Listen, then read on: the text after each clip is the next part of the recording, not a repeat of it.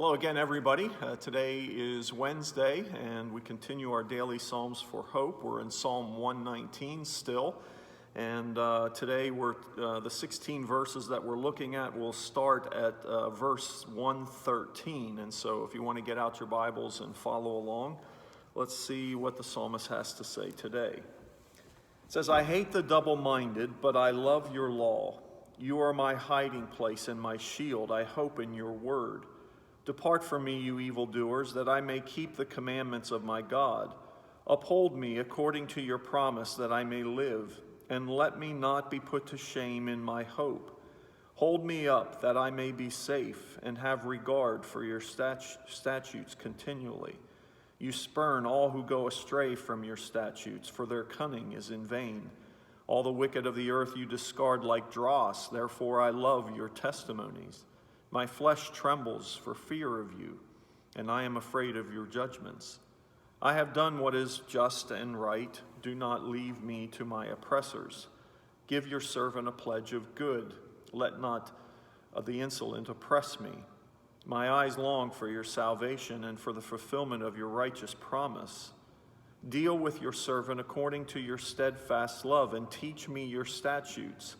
I am your servant. Give me understanding, that I may know your testimonies. It's time for the Lord to act, for your law has been broken.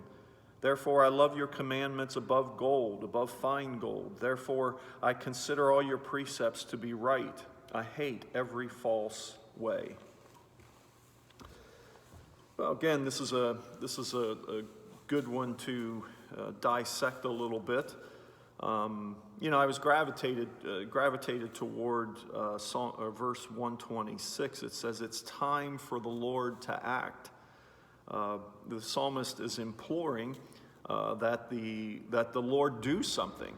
It's time. I'm sure a lot of us have felt that way sometimes in our lives. It's time, Lord. It's time to move me. It's time to let me have a different mindset. It's time to help me, get past these physical things that are happening to me. It's time for you to act.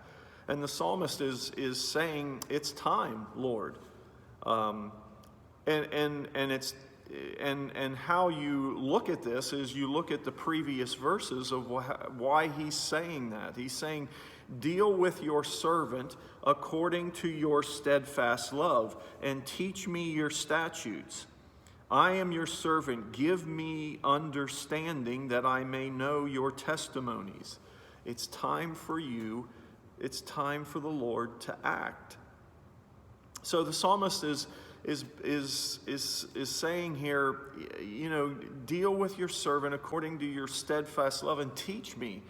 Give me that understanding that I need to get through life, to get through the trials or whatever it is that we're going through. Give me understanding. I mean, sometimes that is a cry of our heart. And the psalmist is saying, please, it's time for you to act, Lord. It's time for you to go. And sometimes, our prayers are very similar to that. When we have a trial or a tribulation that's unfolding before our lives, and we're just longing for the Lord to act. But what I like about these couple of verses here is that the psalmist is saying, deal with me according to your steadfast love, because in the previous verse, in verse 120, he says, my flesh trembles for fear of you, and I'm afraid of your judgments.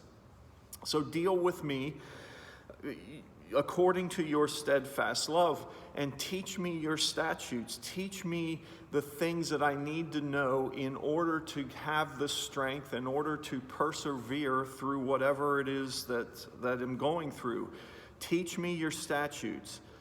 I'm yours, so give me understanding, that I may know the promises that you give to me, that I may know with certainty in my heart the hope that you give to me. It's time for you to act, Lord. And this could be a very simple prayer of ours this day. Lord, it's time for you to act. It's time, deal with me according to your steadfast love, because I know there are things in my life that I deserve punishment. I deserve nothing more than your wrath and your judgment. But he's saying, deal with me according to your steadfast love and teach me your statutes. Give me understanding that I may know your testimonies, that I may know these wonderful things that you have in store for me. I don't want to be this way anymore. It's time for you to act. Maybe that's the cry of our heart this day. And God does respond to that. And I pray that if that is the cry of your heart, that he would respond in a very meaningful and powerful way, a way that you would know that he is acting on your behalf. And that's something that we can always know for sure. But sometimes we forget in the midst of the trials that we go through. So, I love what he's saying here. Deal with me, give me understanding, help me to know. But it's you that's going to do that, Lord. So please act. Help me now. And that's a great prayer for us on this day. So may God's blessings be upon you, and be a blessing whenever and wherever you can.